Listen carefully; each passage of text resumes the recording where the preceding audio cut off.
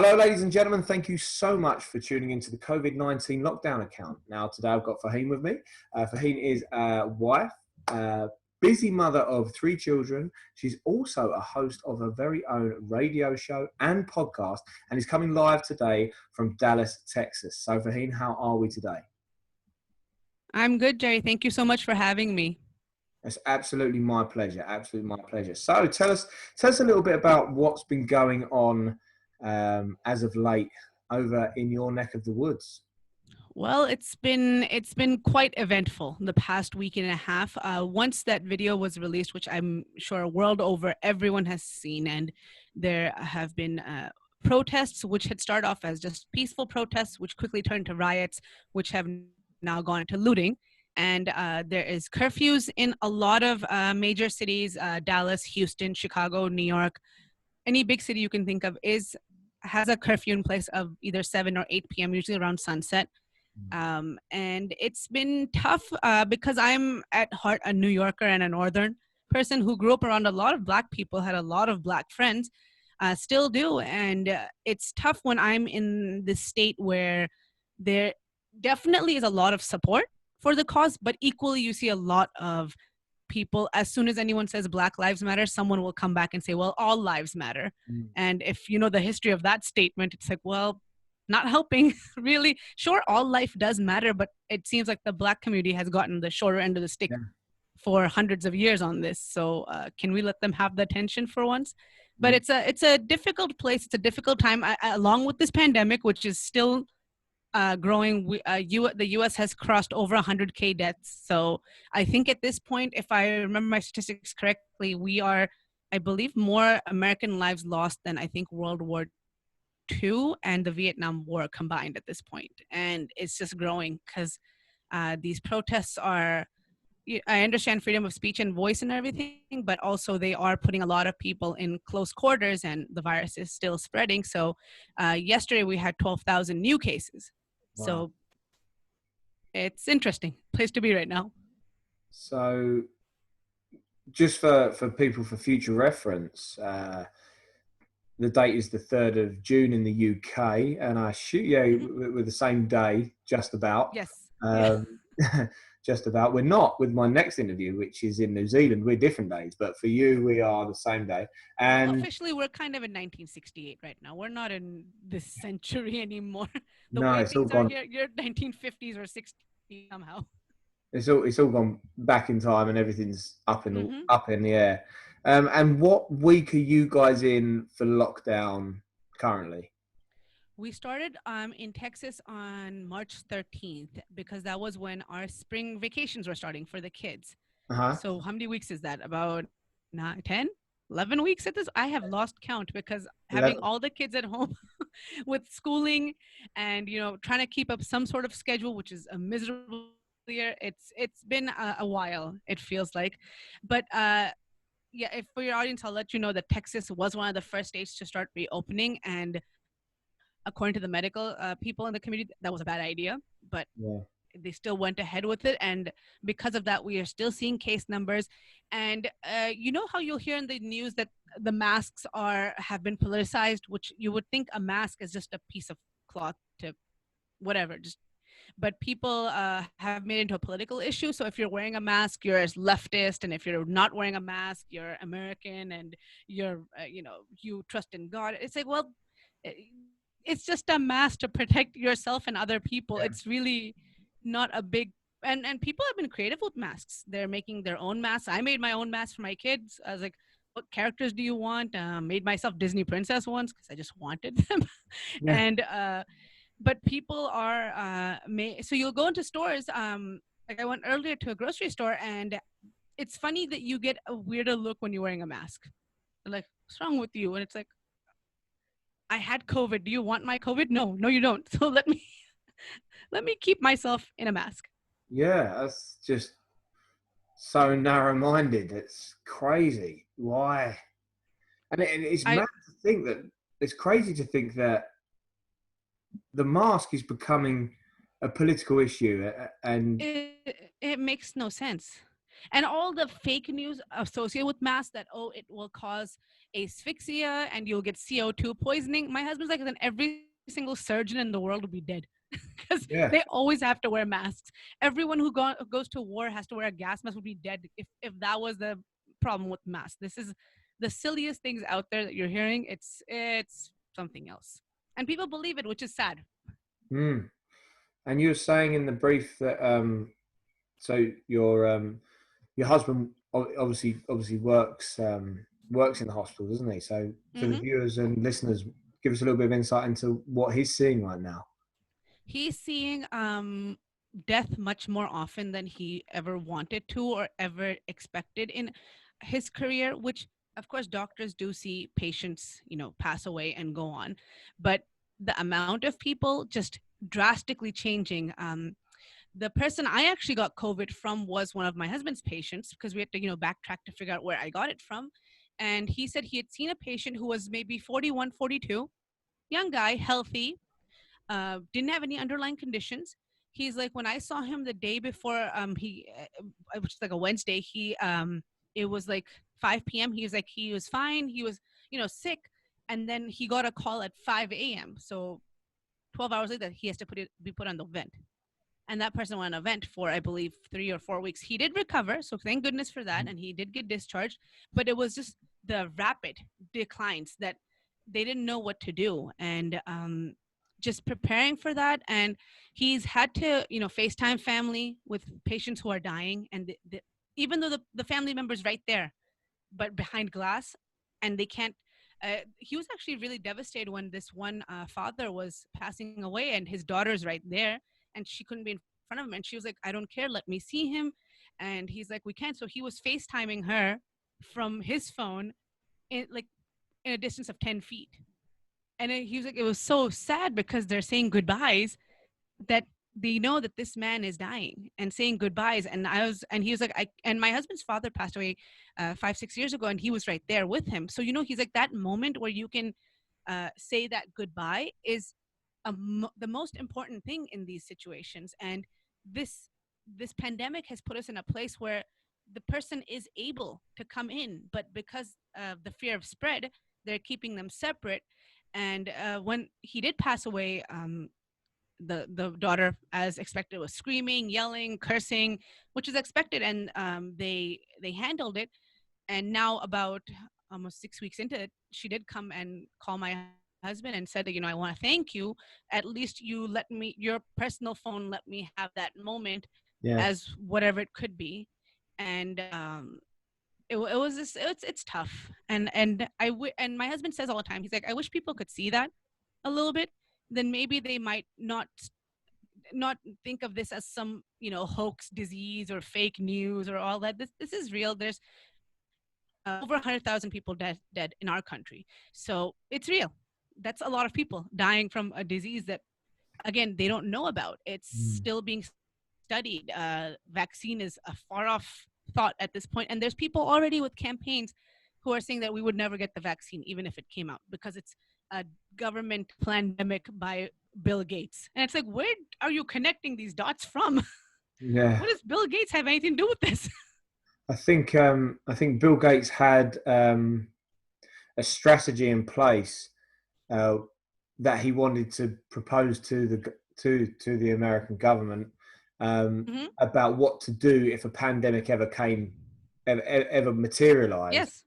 um, and that's the only dot that people are joining. And it was I think it was about Yes. 6 years ago he came up with this theory of what would need to happen and how we'd have to track. And I think that's he was probably developing a form of software that would be able to track people that had a Yes. so he was And just he was doing that in response to Ebola, which, remember, that was a scare yeah a few years ago, six, yeah seven. Ebola was a big scare. And it's funny, the hospital my husband works at is the hospital that had the 2 Ebola cases in the entire US. So luckily his hospital is very prepared with PPE. So they have masks, gloves, gowns. They've been prepared for years since that Ebola outbreak. So I know that after that they had this idea that, what if, because it was so close, that could have been much worse, but luckily it was controlled.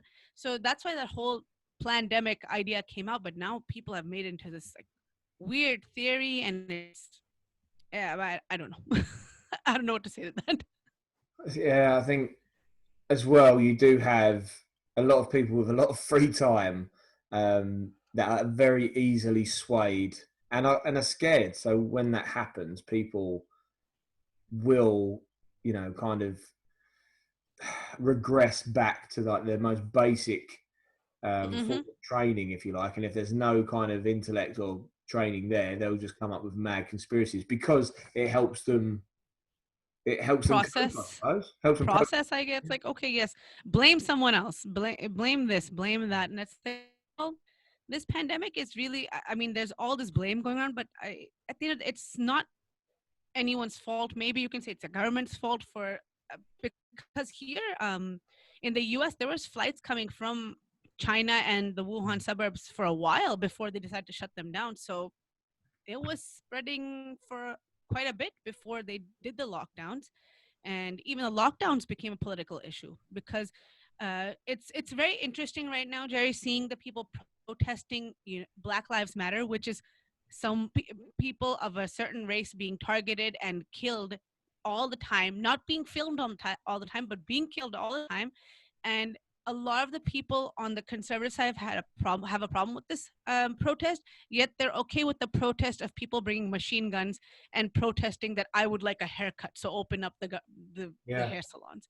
It's very odd seeing that. It's like, really now? Like, so if I showed up with a machine gun and said that I want to protest sports and we should have sports back on again, no one would blink an eye. But if I'm protesting the loss of life that is, an injustice daily, I'm somehow crazy.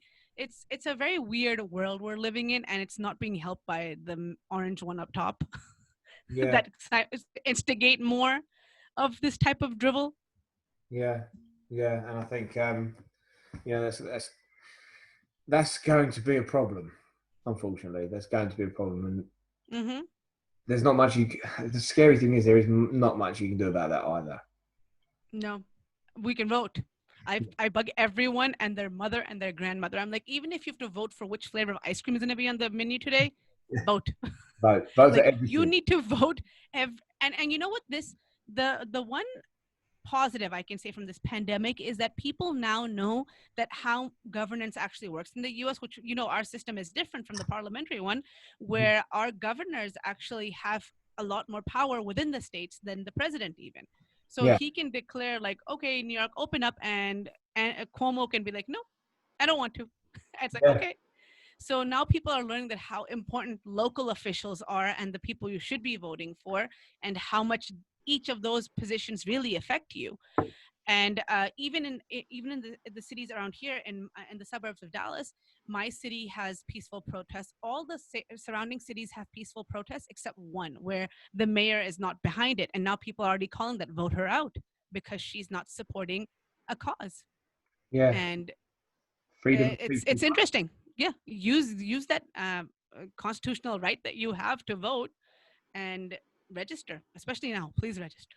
Yeah, I'm chasing people to register them to vote. And like, I will force register you. Do it, and yeah. then go. I will drive you to the polls if I need to. No, and rightfully so. And rightfully so because there's been a lot that people have had to go through for everyone to have that right. Yes, Um, exactly. and I think, in fact, something has just recently happened over here in the UK. I think in Wales, I'm pretty sure it's Wales, that 16 to 18-year-olds, so it's always been 18 plus, but now from the age of 16 in Wales, you're allowed to vote. So that Oh happened. wow, That happened fairly recently. good. Yeah, well, let's face it. If you're allowed to have a child at that age, which you can in the UK, Yep. then why could you should be able to vote, right?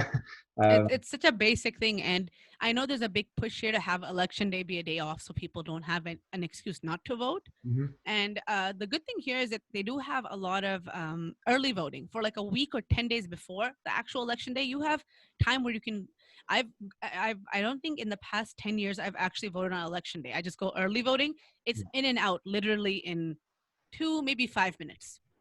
It's so easy, and it's like just go in, and there's no one there because it's like early voting. No one wants to be there in the lines. Go do your thing, and then and they even have weekend hours. So it's like there really is no excuse. People just like to find excuse to not. I Yeah. think they think of it as like, oh, well, whatever, doesn't matter. And this whole idea that doesn't count, your vote doesn't count, that makes it, I think, harder to push people out the door. Especially when you count up the people that don't vote and how that would sway any decision as well. Yes, Hmm. exactly. You know that's crazy. So I tell you what, let's go back in time a little bit. Let's go back to before the riots, before which, yeah, we'll just we'll just push the riots out of the way for a minute, and Yeah. we'll go Okay. back to when we went into lockdown because of a pandemic. Hmm. Uh, just how would you explain this if you went back in time? It's crazy, right? So talk to me about when you first went into lockdown. What what was the feeling in your household? What was the feeling, Hmm. and what kind of things did you get up to kind of keep yourself motivated? Yeah. So first thing first, it kind of helped to have the insight of a physician in the house. So it's, the idea that if you have kind of a viewpoint inside that how is this going to be, Mhm. it gives you a little bit more insight and education. So that definitely helped. That my husband was on the front lines and still is, and he was like, look, this thing can spread like this. We don't know what's going on. I i say cancel all the kids activities, like, sports, anything that is not essential, cancel it. Even doctor's appointments, like, my son wears braces, so it's like, they have to go in for every 10 weeks for adjustments. And he was like, unless it's like his braces are coming off, cancel that. Yeah, So I think it was the first thing, was, and in general, in crisis situations, I like to think I'm pretty good about just figuring out, like, okay, this is step A, B, C, D, E, F, G, and make steps. No time to worry now, worry later on my own time. So yeah, I set up a plan in place that, look, this is real. It is not fake. There are people dying. There's things coming. And we have family in New York. I have doctor families in New York. So it's like the stories we were hearing from them as well. I was like, this is not fake. This is a real thing. Let's just accept it. So I know at that time when the lockdown started, people, especially mom groups, were like, "Well, maintain a schedule and do this and normalize." And I was like, you know what? This isn't normal. So normal schedules is not going to work today. So no, if my kid is watching not 1 hour but 4 hours of Fortnite, okay, it's okay. He's not online. Well, he's not like allowed to talk online, but it's like, okay, fine. I mean, we all have to maintain our sanities as well. And then there were times the kids were sleeping late, getting up late, not doing all their chores. And I was like, well, I have certain expectations for you. If you meet them, you get more screen time. You can play on the Switch, you can play on PS4, do whatever, but you have to do, clean your room, clean up your beds, and laundry away. So as strict of a parent as I normally am, I kind of let go a little bit, and I was like, you know what, I'm gonna kind of let you guys keep up with this so I can keep up with my things. Again, with my husband's crazy schedule, there are times when I'm single parenting for days on end. And it's yeah, like, well, I have to maintain some sort of system, routine, but this is not normal. This is not a normal system. This is not normal routine. Um, of course, when things were canceling and closed, uh, went to YouTube, started looking at YouTube videos on how to cut hair, did yeah, it myself. My husband has clippers. I was like, okay, I've watched, I think, like 17 or 18 different videos. The one that made most sense to me, I just sat the kids down on the backyard and I was like, I'm going to cut your hair now. And they're like, this is weird. Why can't we go to this place? And I was like, I can't go. It's not essential. Don't need it. And then again, things like a lot of grocery stores and markets started doing curbside pickup. So really use that a lot, where it yeah, was like as much as curbside or doorstep pickup or delivery, did that as much as possible, and we still do that. We try to not go out as much into the stores, just order everything online, go to curbside, pick it up, come home. uh, did a lot of home cooking because at that time, when when the lockdown first happened, it was unsure how it was spreading. So the idea of eating food from restaurants, it was like, okay, let's go back to basics, let's start cooking again. yeah, And the plus side of this pandemic has been it's brought a lot of families closer. And on the flip side, people, I'm part of an organization that does um, help women who are in abusive relationships. So that has also gone up, that women who are in an abusive home are stuck in an abusive home now with the lockdowns. Like, you have to stay with this abuser and you can't go anywhere. So you see both sides, but thank goodness my family were okay. So we learned, each other's habits. We had more talking time, more board game nights. A lot of like old movies that I used to watch as a kid, I made my kids watch when those things never had time before. Mm. It's like we don't have time to watch, I don't know, Dumbo or Bambi, all these old movies that, to them it's like old movies. And I was like, just watch. So we were watching Bambi the other day and they were like, this is pretty nice. And I was like, see, this is stuff I grew up on. So it's been a lot of interconnectivity with us. Mm. We've done very similar stuff. Especially, it's funny you said Bambi because I think it was Alice in Wonderland the other day, and then Bambi. But my real go to when I was a kid was Chitty Bang Bang and Mary Poppins. Like I used Oh, to, yes. I loved, and they were old then, let alone now. Yeah. And Yeah. the other day we had, and I'd say, you know what, old Dick Van Dyke's English Yep. accent in Mary Poppins has got to be down as one of the worst accents on the planet. It is pretty, it is Terrible. horrible, Yeah. horrible, horrible, horrible accent. My husband has a lot of cousins in England, so they even like, his is the worst. And I was like, yeah, his is pretty bad. I mean, in the new movie, I don't know if how you felt about Lin-Manuel Miranda's. I was like, I was like, Yeah. okay, No, I I'll love Dick allow Van it. Dyke. I love Dick Van Dyke.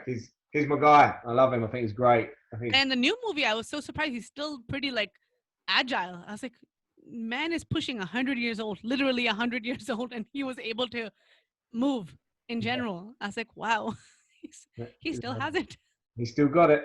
That's never going anywhere. So what But kind of? that's the thing; Oh, these things sorry. have connected us. No, Yeah. these old things have like connected us to our kids. Like, do you guys have Disney Plus in the UK? Yeah, but like everything, you guys will have like Disney Plus Plus, and we will just have Yeah. like your Netflix is different level. So I yeah, like Canada Netflix. My cousins in Canada are like, our Netflix is better. And I was like, your Netflix is better for some reason. yeah, But really, yeah, for some reason, Canada Netflix has a lot of these shows that are like, why don't we have that in our Netflix? For example, like John Wick, all three movies are on Netflix in Canada, but they're nowhere to be found in nah. the Netflix here. It's like, why? Why can't We've we got have? we've got John Wick 1, and that's it. I think that's the only one we have. And I was like, how come you guys have all three? Oh well. But no, Disney Plus has been like the godsend during this time because all the kids' favorite shows, and then Disney being a company that does support family, released a whole bunch of movies early Loads. onto the platform. So like Frozen 2, Onward, all these movies are there. So it's like, oh, these are just movies we just saw in theaters and we have them in our home now. So good. So Disney Plus has been a saving grace during this pandemic. Well, there you go. That is where you guys are beaten. We don't have Frozen 2. We don't have loads of. Really? Yeah, no, we haven't got it. So again, the UK is the very last to get anything cool. So you guys are leaps and bounds ahead. Leaps and bounds ahead. Was it? No, but you guys had Downton Abbey first before we got There it. you go. And I'm a Yes. huge fan. I love that. I That love. was that. I've been watching that. I've started that show the first season when it came on PBS here, and my son, who's now 10, was brand new born. Like he was like 3 months old, and that's when that started. And I just watched through the whole time he was growing. I was like, okay, I'm gonna watch Downton Abbey. We get and then Game of Thrones. Mm, Game of Thrones. That's your thing, not wow. our thing. Our producers, but not our thing. Oh no, I love that.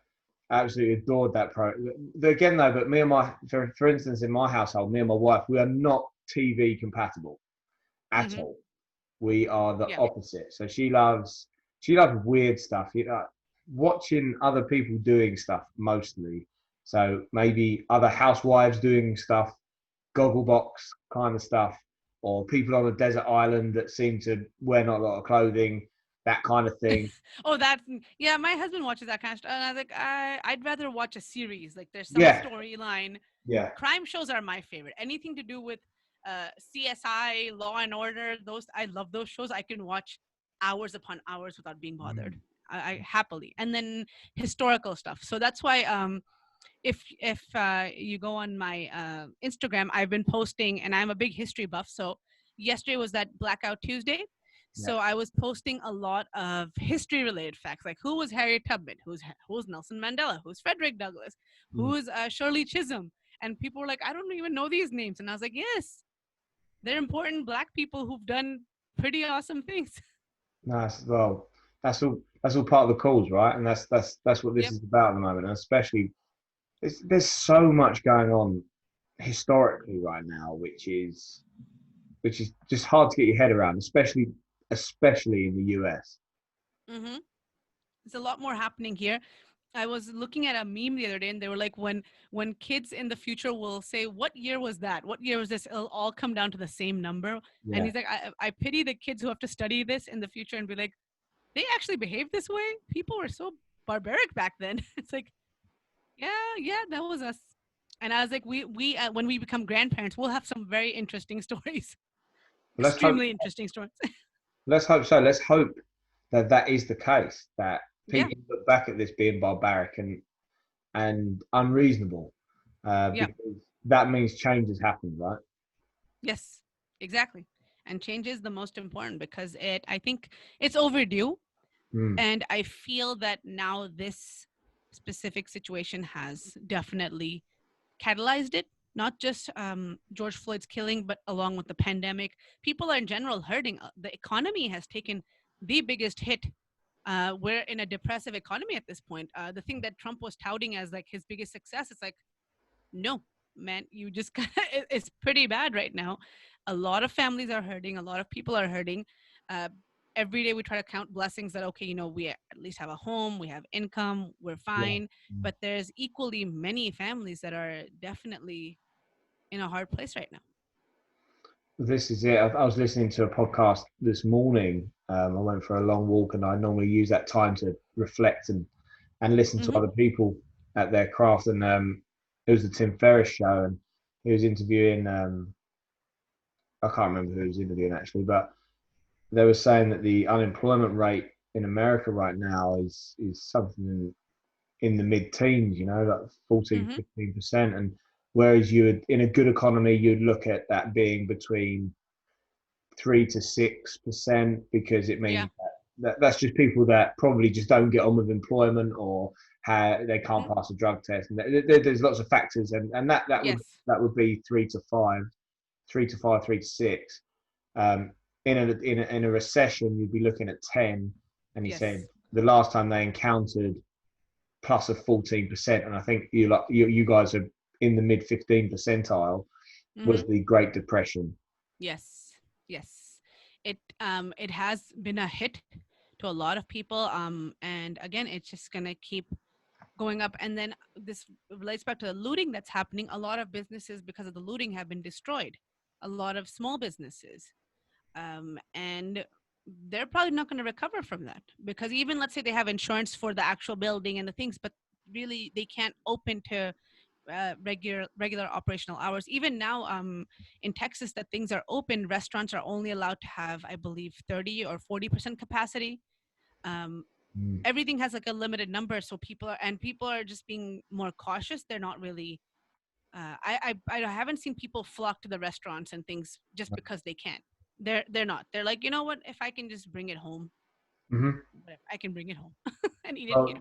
Well, this came up in the same podcast. So it's a very recent podcast. I think it's about 5 days old, Mm-hmm. and they said that um, when it comes to the hospitality industry, Yes. where they've been cut down to such low numbers, but Mm-hmm. you'd still need such a high level of staff because of the cleaning. People would be making a loss if they opened at Yeah. running at sub 40%, and Yeah. they're suggesting 25 to 30% is Yeah. what they're suggesting people to open with, which can't be done. No, it can't be. And I know like flights are open, people are traveling, but again, people are being very careful unless it's essential. My family's up in Boston. I would usually, our summers are spent up north because it's so hot here in Dallas that it's very pleasant up in New England. So that's Yeah. where I'm from, New England. Hmm. um, and so every summer we go there, and this summer we're just staying put, even though technically I had COVID. Where most likely my kids are carriers. Went through the whole thing, but my parents are immunocompromised. So it's like, well, I can't, for my own selfish reasons. I would love to go home, but I don't want to, indirectly carry this to my parents and cause something else. So we're like, no. FaceTime it is, everyone. So when you actually had COVID, what level did you have? Was it did it affect you really badly, or were you kind of quite lucky with it? No, I could not move. So it was very interesting because it started off very, it's like a shock. It just starts because it was a regular Sunday, nothing eventful, same thing, lockdown, same schedule. And then in the evening, usually I stay up later because that's when I can watch my TV shows when the Yeah, kids are in bed and the husband's in bed. And I was like, I can watch in peace with my, tea. But then suddenly I had this backache that started. And I thought maybe it was just maybe I picked something up heavy or something. You just try to excuse it. Then had this ache go up and down my spine. Went to my husband. I was like, I have this really bad backache, and he's like, you're probably just tired. Just go to bed early. Went to bed, took some Tylenol. Went to bed, woke up in complete pain all over my body. Every single nerve ending was like sizzling. It was painful, and I was like, I don't know what's happening. And then taking a deep breath was very hard. Getting up off of bed was very hard. um, and then headaches, headaches right at the center of my forehead that were as if someone was putting a pickaxe in my brain. And I was like, this is so painful. And I only took Tylenol because my husband, again, because of seeing this, he's like, seems like some of the symptoms. I would not take ibuprofen, just take Tylenol. Took that and didn't help at all.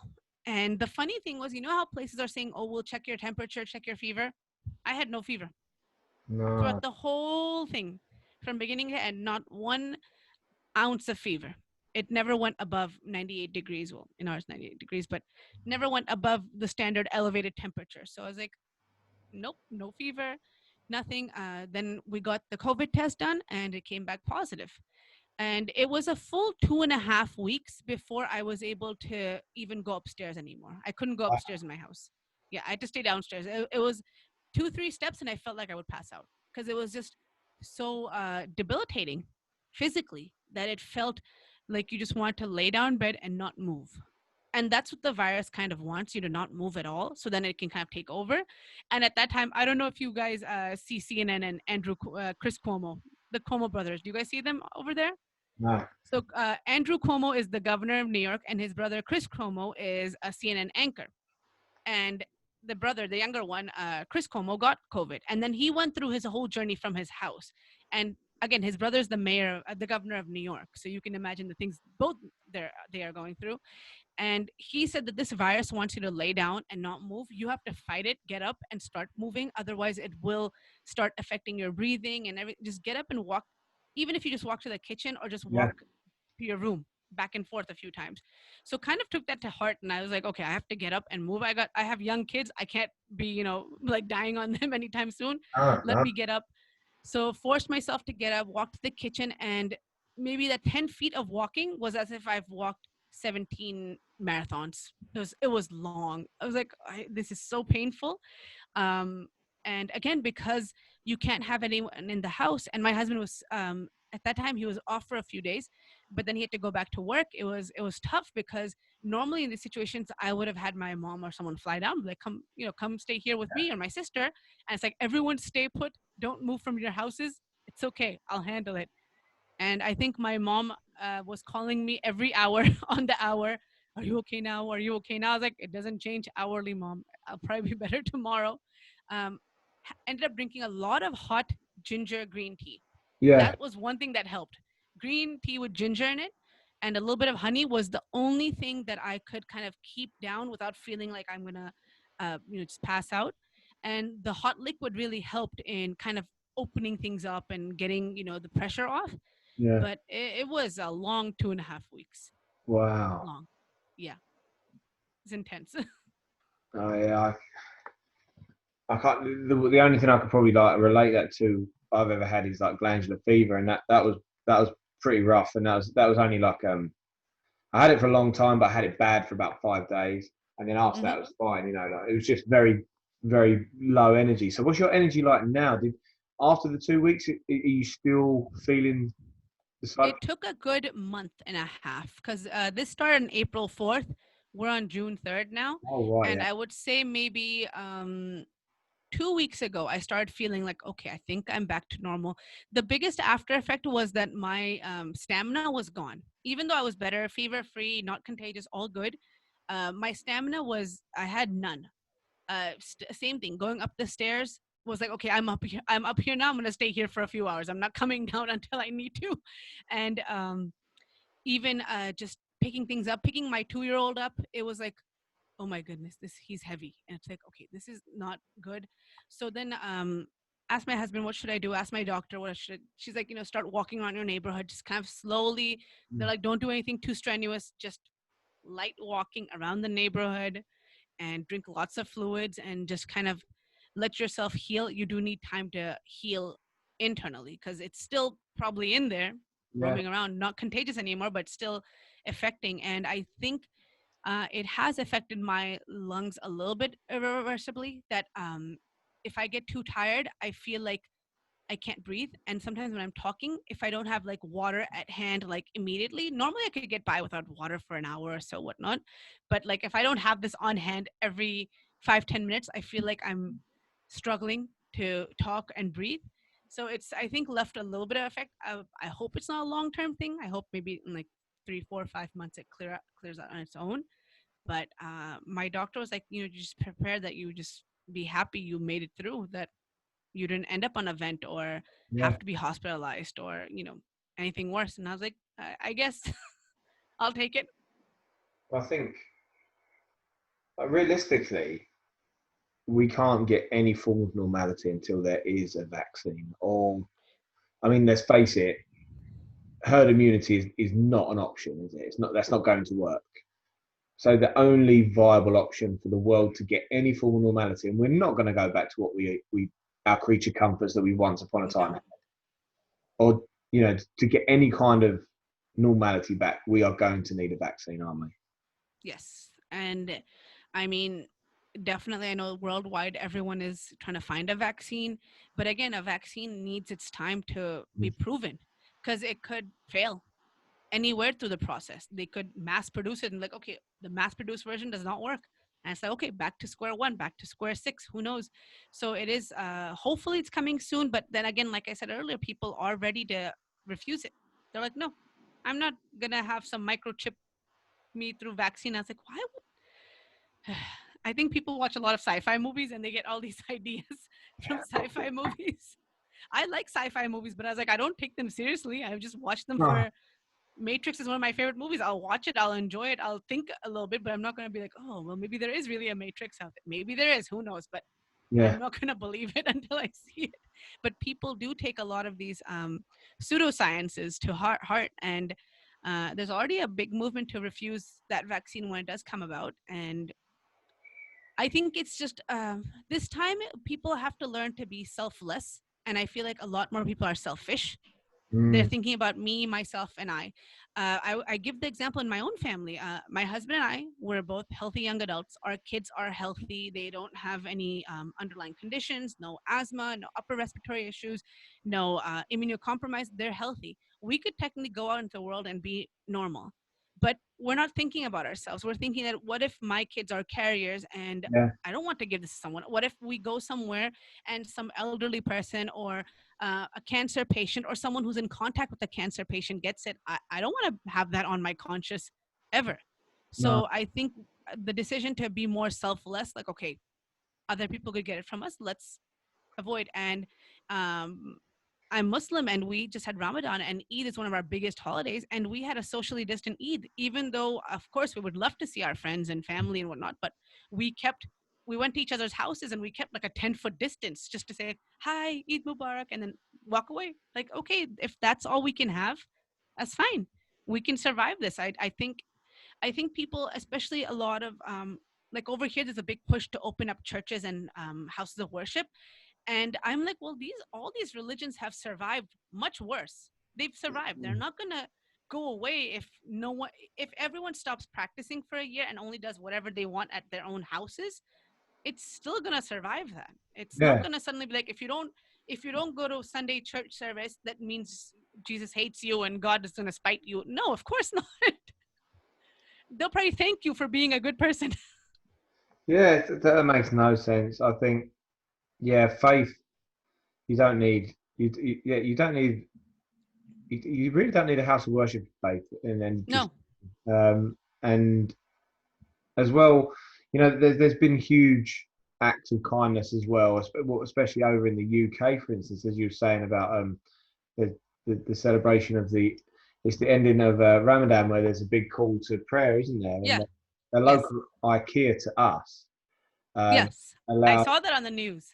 yeah, it's amazing. It's huge, like Yeah. enormous. Like the car park's gigantic and Yes. thousands. And they obviously they put the call to prayer out through the speakers and stuff. And Yeah. that was an amazing moment to be able to live through that and to see Yeah.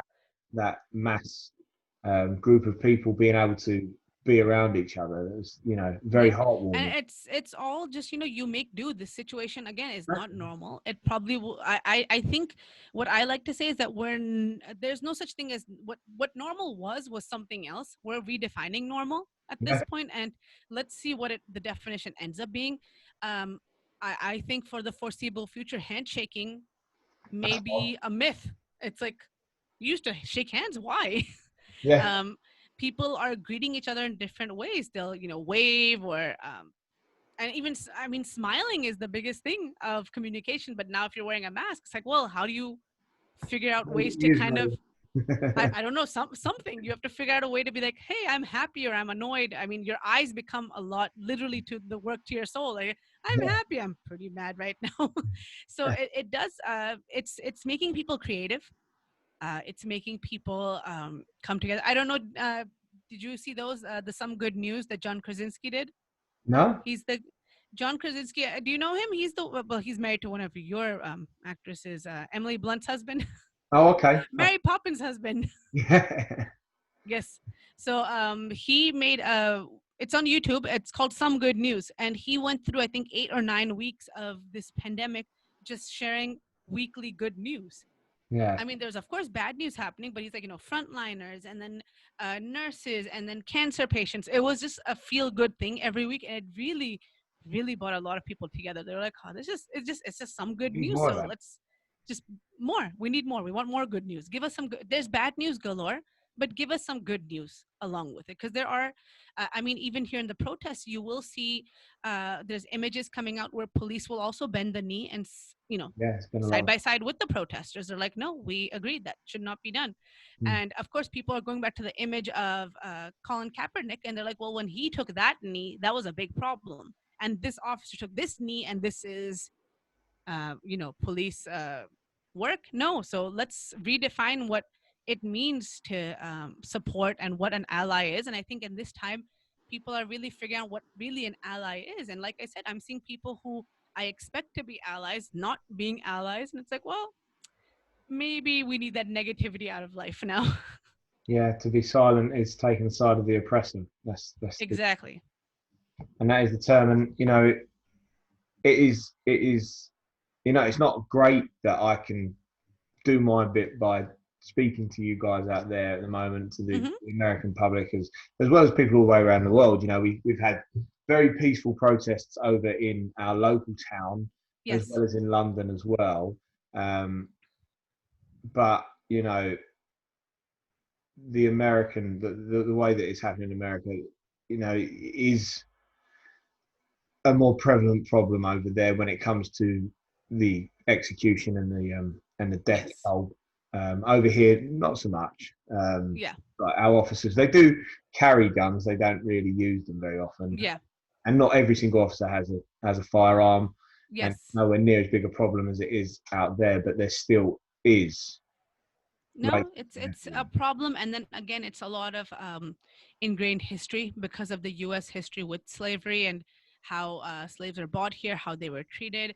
A lot of those Hollywood movies that they make about that time are very accurate. I think sometimes they're actually being very careful because it was much, much, much worse of how people were treated. So there's a lot of baggage, as you were Yeah. involved in the society here. And like, you'll still hear of people who happily display the Confederate flag, which was the opposition Yeah. side during the Civil War, and they'll have the flag in front of their houses and their cars. And it's like, well, and they're like, well, no, my great great grandfather fought in that war. Well, good, maybe, of course, in that time their ideology or whatever was different, but that symbol means something else now. I'm sure if you ask the Hindu people, I'm sure they're not happy about, Hitler taking their symbol and Is it- literally ruining it for the world Yeah, forever. yeah, And the funny that's thing what is, I'm I have saying. Hindu friends. My mom's from India, and she's like, that was a symbol of peace. The Yeah, swastika is a symbol of peace, and the swastika is a symbol of like extreme hate. And I was like, isn't that? extreme I'm hate. sure that they're not happy about that. That you took our nice happy symbol and made it into this evil thing. Yeah, the symbol of fascism. It's the worst symbol. I mean, and it's funny. My husband has had to treat patients that have tattoos who are On the white back of the neck. supremacists, Mm. and there are people who have said that, "Are you uncomfortable treating me?" And he's like, "No, to me, you're just a patient." And they're like, "Well, what if I?" One patient even actually went so far as to say to him that, "Okay, what if, you treat me, you fix me up, and then you send me out and I kill you in the parking lot?" And I was like, "Oh dear." And my husband's like, "Well, I guess it's my time then. I hope you don't, because I have a wife and young kids, so I'd like to go home to them." But he's like, "Yeah, you see these interesting characters throughout, all over."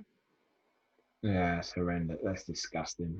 It's And that's terrible. the thing, when if and when, or if this officer gets, let's say he gets charged, he gets put into jail.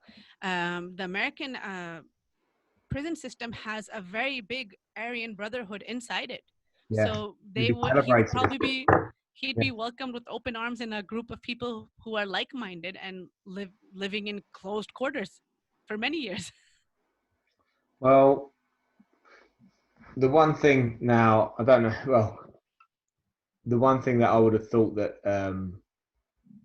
as you would say, the Aryan Brotherhood that are in the prison system, I'd assume the one thing they hate more than everything else they hate Hmm. is probably the police. So Hmm. I don't even think he'll be safe there. So They'll have there's to keep him in like a solitary confinement, like, you stay yeah, there, and there's, unless you want to be dead, then go there's there. some silver lining. There's some silver lining to that cloud.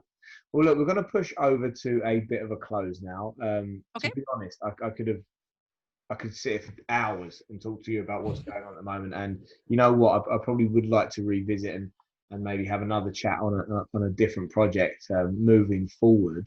Sure. But I'm very respectful of your time as well.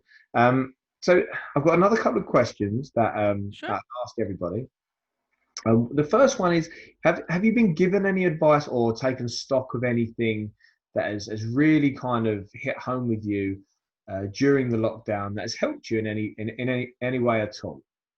Yeah, like I said earlier, you just have to accept that this is not normal. It's a one in a lifetime event, Mm. this pandemic. And if this is causing a lockdown and things to be disturbed, you have to navigate that disturbance. So buck up, take some vitamins, have some coffee or tea or whatever you need to just get your mind focused and be like, okay, I need to make a plan.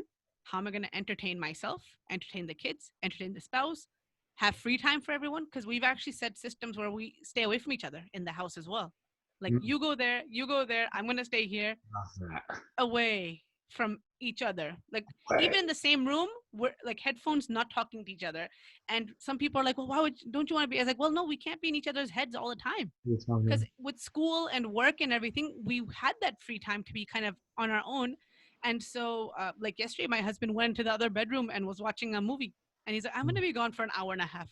Okay, Yeah, see you later. and So you have to just navigate the disturbance. That's the best. Navigate the disturbance. Take vitamins, take coffee, whatever you need to, and just navigate. it's so important. Your alone time is so important. It It's is important. It's necessary.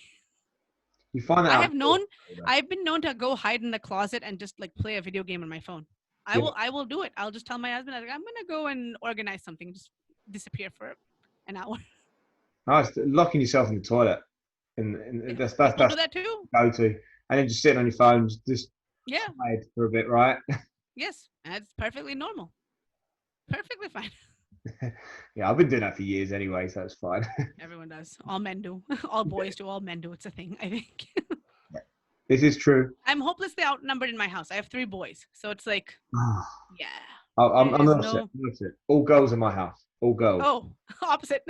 Yeah, and even the dog is a girl. So I've got Why would you do that? That was a choice you could have made. no, I didn't. No, I'll tell you what, funny story. I went on a skiing trip last year and I came home and I don't know what had happened. I'd obviously done something wrong and like most men had no idea what it was. Um, I'd done something stupid, which I do a lot. And so the wife went and bought a dog to, Oh. she'd been wanting a dog forever. And I kept putting it off. No, no, no, you won't walk it and all of that. And now we've got Bella and everyone loves her. She's a great dog. I walk her Yeah. quite a lot. So she's Yeah. beautiful. She's great. She looks like a rat, but I like her. She's cool. But that's it. Good. I think you're in your comfort zone with the women. You're like, okay, let me just stay here. We can't have the other one.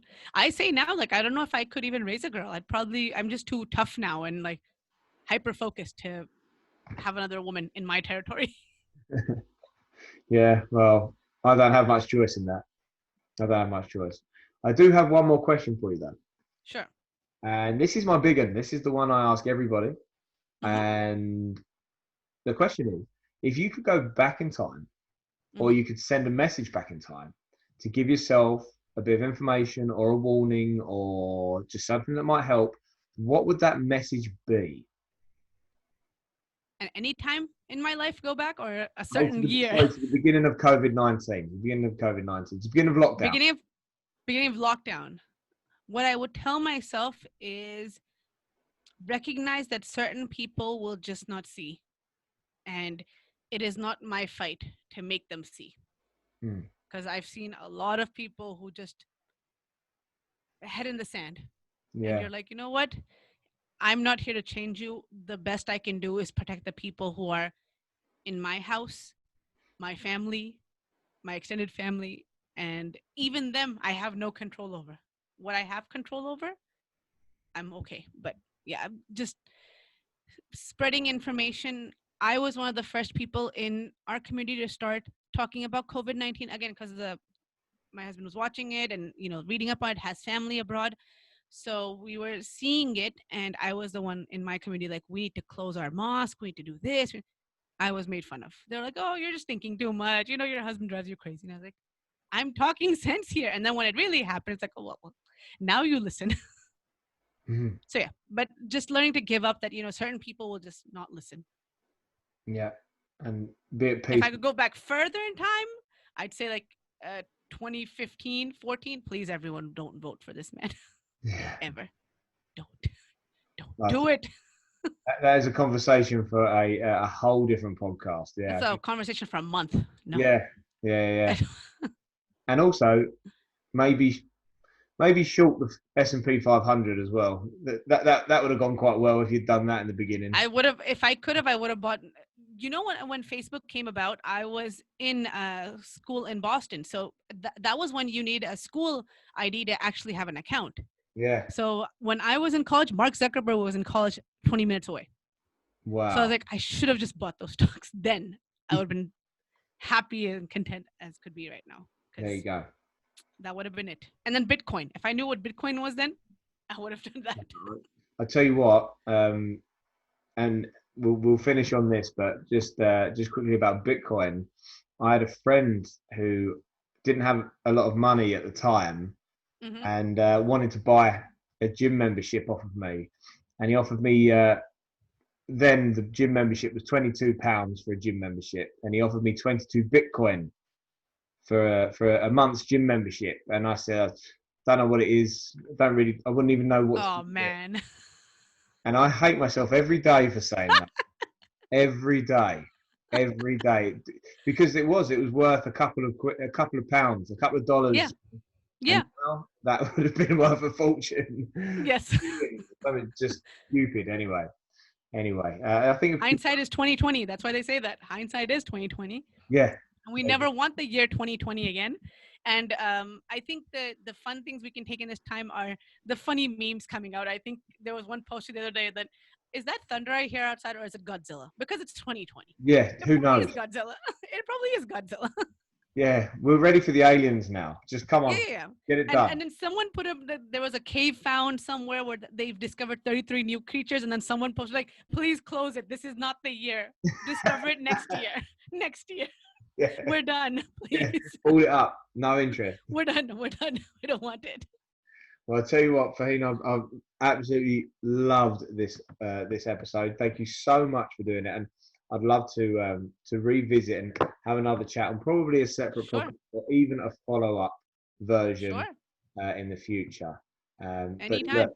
thank you so much. It's really mean a lot. And I'm going to say quick goodbye to this lot. Don't go anywhere for us because we'll have a little debrief afterwards. I'm just going to say goodbye to this lot quickly. Right. So thank you so much for watching and viewing, guys. If you've enjoyed this episode as much as I have, and I truly mean that, please do press that share button and use social media for the reason it's invented, and that's to spread some love and joy amongst your friends. So please do share the episode. Also, if you would like to get in contact with myself, please do just chuck a cheeky comment in the comments bar below.